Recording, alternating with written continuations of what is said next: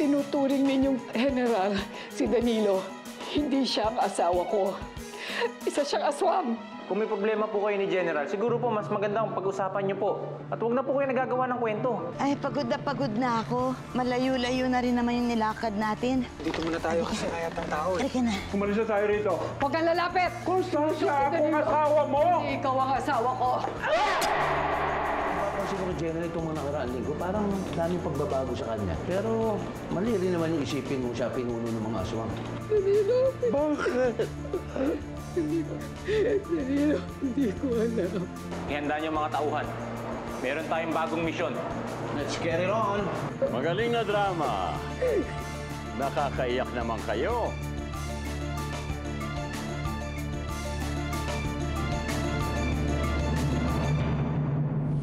Salamat, Constancia. Tinapos mo ang trabaho ko. Patawarin niyo kami, mahal na Supremo. Ngunit, hindi na namin mahanap ang bihag. Sige. Ako nang bahala sa kanya. Alam ko kung saan siya diretso.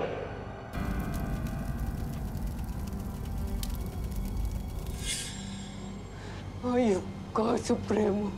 Ayok ka. Hindi ko itinatanggi yun. Pareho na tayong mamamatay tao. Ayok ka!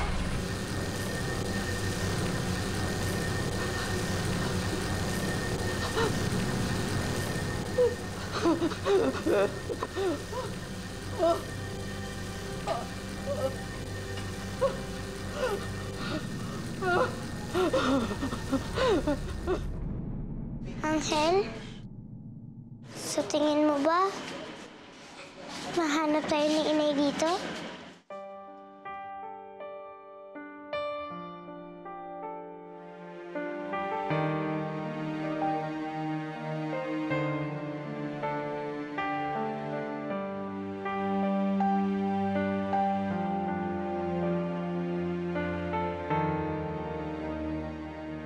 Sige. Sama ako sa'yo. Nung lumipat tayo dito, walang nakakaalam. May mga aswang ba? Pero nung nakausap mo yung nanay mo, ano nangyari? Dumating yung mga manananggal. Bakit kaya nangyari yun? Alam ko mahirap tanggapin. Pero kailangan, anak. Wala na ang nanay mo.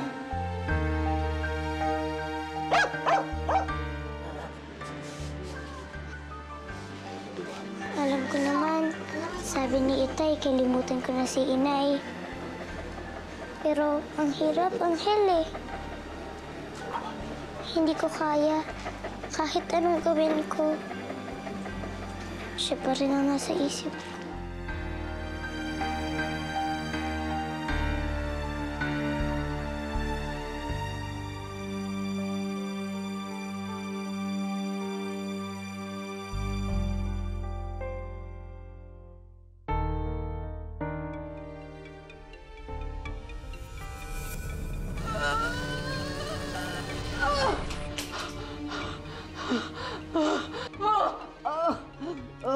Huwag ka na malungkot. Total, sama-sama na kayo. Pare-pareho kayong maagnas.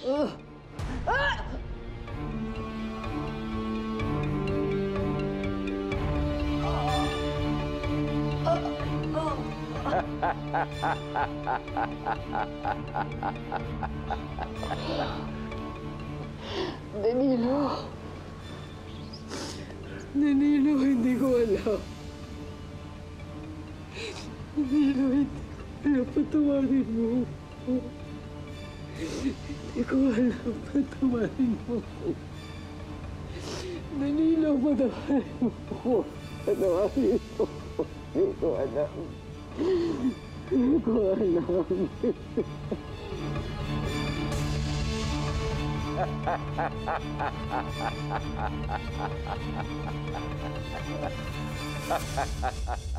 Alam mo, Matt, nakakita ako ng bawang. Isinabit ko na sa paligid ng bahay. Salamat, Auntie Ophie, ha? Pero para sigurado, magbabantay ako sa labas buong gabi. Kayo na muna tumabi kay Fatima. Ay, nako. Huwag mo na nga akong intindihin. Kung ako lang, okay ako. Pero yung anak mo, kailangan ka niya ngayong gabi. Kailangan niya ng magulang sa tabi niya. Ngayon pa, na natatanggap na niya yung nangyari sa nanay niya. Oo, hindi ba? Kaya kailangan ka niya ngayon bilang karamay. Kasamang magluksa. Tama po kayo.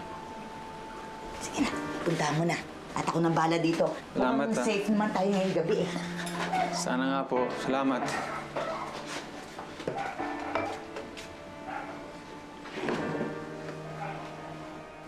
Auntie Offie, si Fatima wala sa taas. Ha? Wala siya sa kwarto. Asan niya bata? Sana naman nagpunta yun. Tara, hanapin. General, anong ginawa niyo? Dalawang general? Hindi si General yan! Supremo, ilabas mo tunay mo anyo! Ito bang gusto niyong makita? Ngayon, sino sa inyo ang susunod?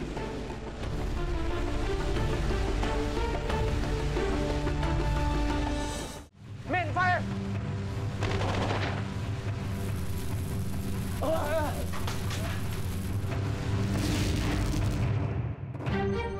Saan napunta yun?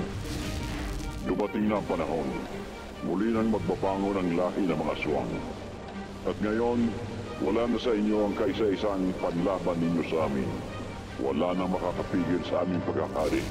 Ito na ang simula ng inyong katapusan.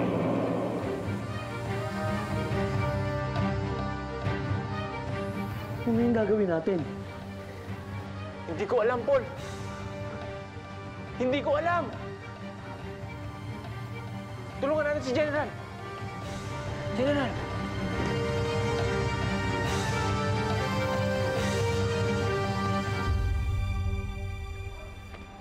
Anak, pinakaba mo naman ako eh.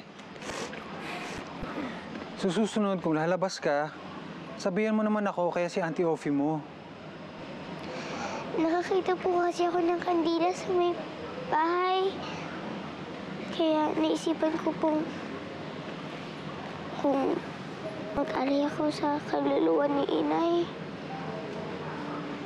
Kaya ka ba umiiyak? Naalala ko po kasi si Mother Ben. Bakit po ganun, Tay? Lahat po ng mga mahal ko nawawala. Una, si Mother Ben. Tapos, si Inay naman. Hindi naman lahat eh. Nandito pa naman ako eh. Kahit anong mangyari, hindi kita iiwan. Gagawin kong lahat ng makakaya ko para punuin ang puwang na naiiwan niya sa puso mo. Dodoblehin kong pagmamahal ko sa'yo.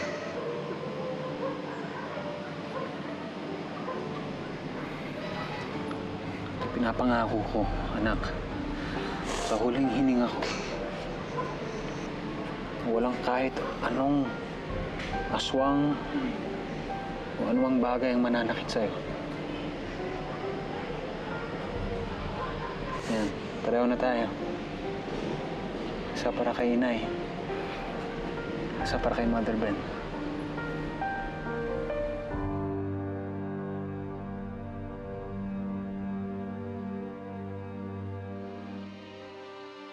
Naging mabuti ho kayong pinuno ng task force.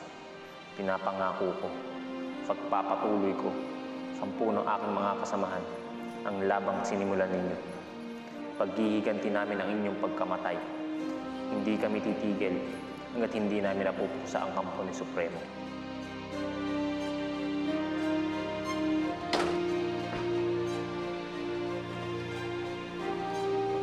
Hindi pa rin ako makapaniwala sa mga nangyari. Buong panahon, ang akala nating boss, boss din pala ng mga aswang. Pero bakit ninyo ginawa yun, mahal na Supremo? Bakit ninyo ibinigay ang inyong tunay na katauhan? Kinukwestiyon mo ba ang naging aksyon ko?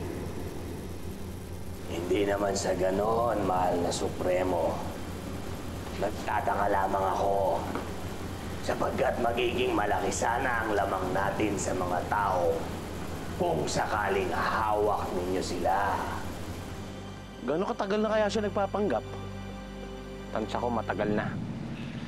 Ginamit niya ang posisyon ni General para makapasok sa atin. Para malaman niya lahat ng plano natin, maging ang kahinaan natin. Nagawa ko ng misyon ko. Nalaman ko ng kahinaan ng mga tao. Napag-isa ko na ang lahi ng mga aswang at nasa kamay ko na ang panlaban nila sa akin. At ngayon, tapos na ang pagpapanggap. Pero siya rin nagpapatay sa mga aswang. Paano niyo nagawang patayin mga kauri niya? Yun nga din ang kanina ko pa iniisip eh. Tingin ko nilinlang niya tayo para isipin natin na natalo na natin ang mga aswang. Sa ganun, maging kampante tayo. Saka dun sila aatake. Hindi na natin kailangan magtago. Ilang araw na lang, muling mamumula ang buwan. Yun ang tanda nating muling pagsalakay. Sir, nilugog namin yung buong bahay. Wala kami nakitang Liquidex. Malamang na itago na talaga ni Supremo yun. Talagang planado niya lahat ng nangyari dito. Sir, ano po nangyari kay General Aragon? Paano po siya namatay? Sino pong pumatay sa kanya? At may kinalaman po ba ito sa Task Force Kababalagan? No comment muna. This is a crime scene. Bawal kayo muna dito. Pagpasensyahan nyo na. Sir, initial na impormasyon lang po. Sige na. Tama na.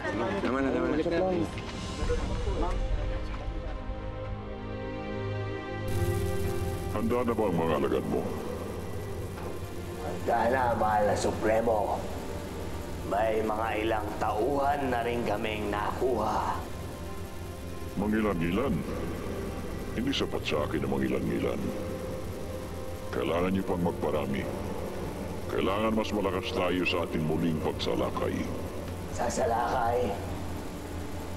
Ngunit, paano tayo sasalakay, mahal na Supremo? Hanggang sa ngayon ay hindi pa rin natin nakukuha ang batang itinakda. Ikaw ang nagkulang dito, Kanlaon, kaya hindi natin nakuha ang batang itinakda. Siya na lang ang natitirang tinik sa ating plano. Sa oras na mamatay si Fatima, magtutuloy-tuloy na ang paghari ng mga aswang sa mundong ito.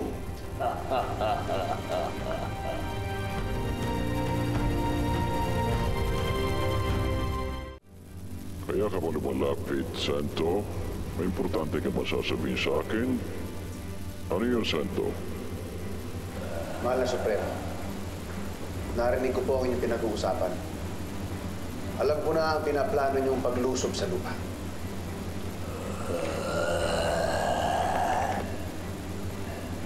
Alam mo bang hindi ka dapat nakikinig ng patalikod sa aming mga pinag-uusapan?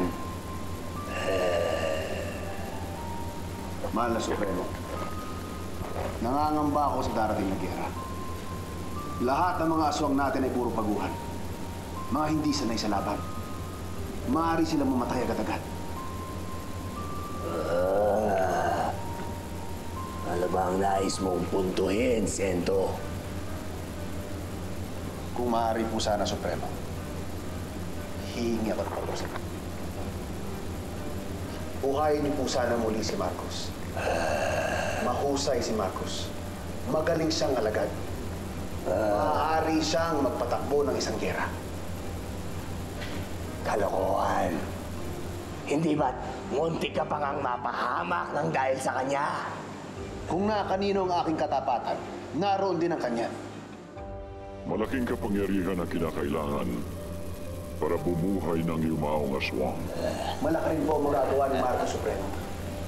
Kapag pinagbigyan niyo po ako, ibabalik ko po sa inyo ang batang tinakda. Naiibang ka na talaga, Sento. Malakas ang pangamoy ni Marcos. Maaari po niyang mahanap ang kahit na sinong kailangan niyang hanapin. At isa pa, hindi na niya kailangan magpagabi o magbago ng buwan para na ipakita ang kanyang kapangyarihan. Isang katangian na hindi kaya ng mga aswang na puro na lang hangin.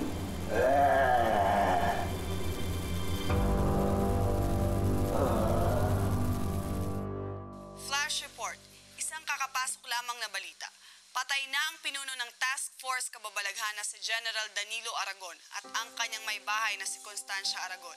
Hanggang ngayon, tikom pa rin ang bibig ng mga kasamahan niya na sa dahilan ng pagkamatay ng mag-asawa.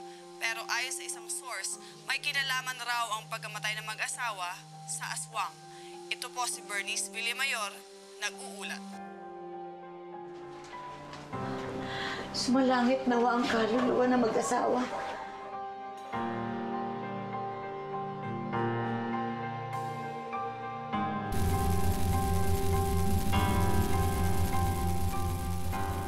Omnis Spiritu omnis esse, aequaetam montus tenebris, aversus versus, Deox de luna, Deox nocte.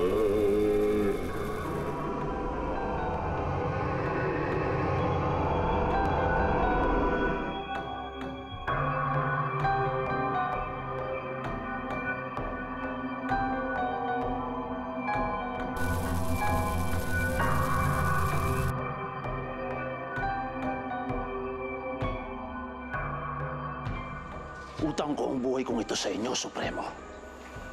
Handa akong maglingkod para sa inyo.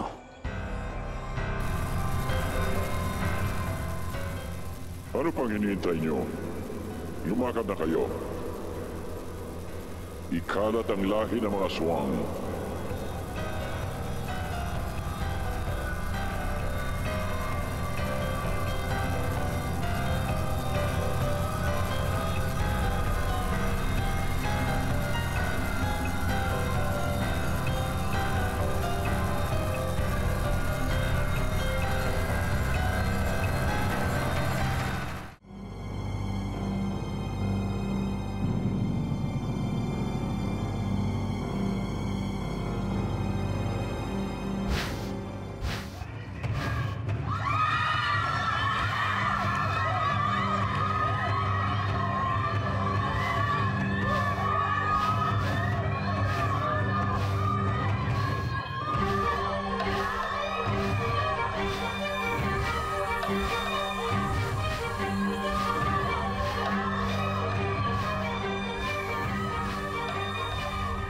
Kahit sandali ko lang nakilala si Lolo, naging malapit na rin siya sa akin. Pati yung asawa niya, si Constancia. Kahit paminsan-minsan hindi nagtutugma yung mga desisyon namin, alam ko mabuti siyang tao dahil wala siyang ibang hiningat kundi yung kapakanan ng nakararami. Sumalangit daw ang kaluluwa ng mag-asawa. Hinayang lang ako eh. Hinayang ako dahil hindi ko siya lubusang nakilala, parang si Mami. Wala rin ako dun sa mga huling sandali niya. Mat, huwag mo na masyadong isipin yon. May dahilan kung bakit tayo umalis. At alam ko, naintindihan ni Danilo ang mga naging desisyon mo. Pero teka, totoo kaya yung sinabi ni Bernice na mga aswang ang pumatay sa kanila? Sino pa bang gagawa ng karumal-dumal na krimen yan kundi mga aswang? Alam nilang balakid si Lolo at ang task force sa kanilang hangarin. Masama ang kutob ko, Mateo. Kung si Danilo na nga napatay ng mga aswang, paano na yung ibang mga tao? Paano tayo? Hindi ba pwedeng bumalik na lang tayo sa Maynila? At least doon, may mga kasamahan ka na pwedeng magprotekta sa atin. Naalala ko lang si Fatima Auntie Ophie. Ngayon wala na si Lolo. Wala nang protekta sa kanya sa mga taga-task force na gustong abusuhin ng dugo niya. Paano tayo? Habang buhay na lang tayo dito? Paano kung lumusob ang mga aswang? Ano ang armas natin? Kutsilyo at saka baril?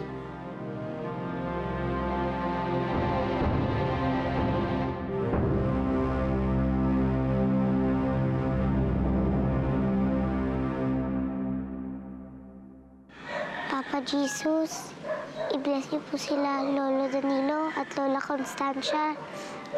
Naging mabuti po silang tao nung buhay pa sila. Sila po ang kumukup sa akin nung wala pa akong matirahan.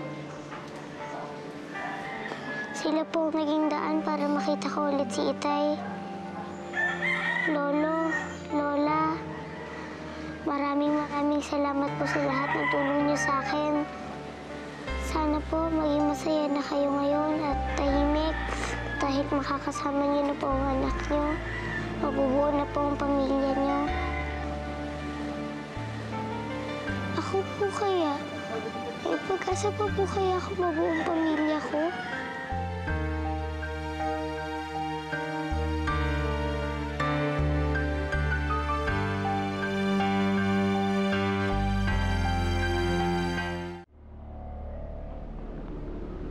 Sir, nandito na po ang sekretary. Sir? Sir?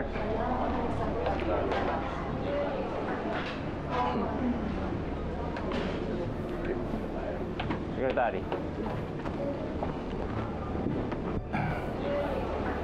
Tolentino, since ikaw ang pinaka-senior sa grupo mo, ikaw na ang humalili kay General Aragon bilang head ng task force Kababalaghan. Yes, sir. Asahan niyo po, pagbubutihin ko ang trabaho ko. Good. Now, let's discuss kung ano talaga ang pinunta ko dito. May orders mula sa palasyo na gawin munang confidential ang mga nangyari sa bahay ni General Aragon, pati na ang mga pagsalakay ng mga aswang. Sir, pero marami na nakakita sa mga aswang. At isa pa, kailangan po nating ma-warningan ng publiko nang sa ganun makapaghanda po sila. Alam ko yun. Pero mas malaking problema kung magkakaroon tayo ng public hysteria. Gusto mo bang mangyari ulit yung nangyari noon? Mga inosenteng tao na papatay dahil lamang napapagkamalan silang mga aswang. At yun ang iniiwasan natin. Do you understand? Yes, sir. Sa ngayon, isa lang ang mission ninyo. At yun ay hanapin si Fatima. Tiyak ako na isa siya sa mga pinupuntirya ng mga aswang. At kailangan natin siyang protektahan. Siya na lang ang pag-asa natin. Okay, sir. Good.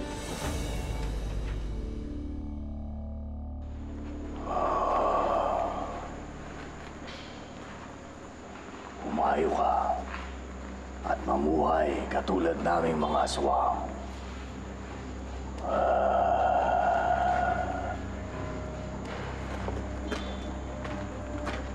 Sino ang susunod? Wag! Parang awa niyo na po. Pakawalan niyo na ako. May anak po akong naghihintay sa akin. Bata pa siya at kailangan pa niya ng isang nanay. Paano na po yung anak ko? Paano siya? Dalawa lang naman ang pagpipilian mo. Ang sumapi sa mga uri naming mga aswang o ang mamatay. Ayoko maging aswang! Ayoko! Ganun ba? Masusunod ang iyong kahilingan. Ayoko!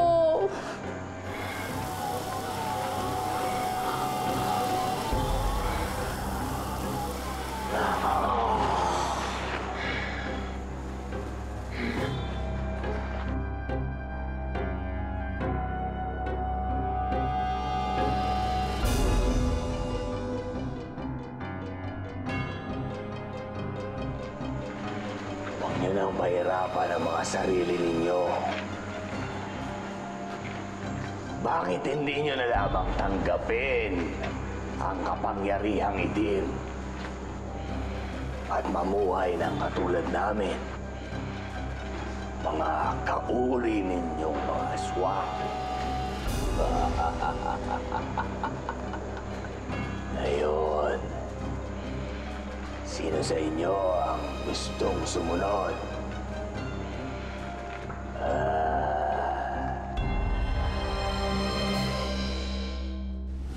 Inibutan namin ang buong bahay. Wala nang tao dito. Sariwa pa ang amoy nito. Sigurado hindi pa sila nakakalayo. May tao po ba dyan? Hoy, saan kayo pupunta? Nasira ang lakad ko. Nakialam kasi si Luwalhati. Nagpatalo ka sa babaeng manananggal? Fatima, pasensya na, hindi ko naman gusto saktan si Angel. Mga masamang nilalang lang ang sinasaktan ni Angel.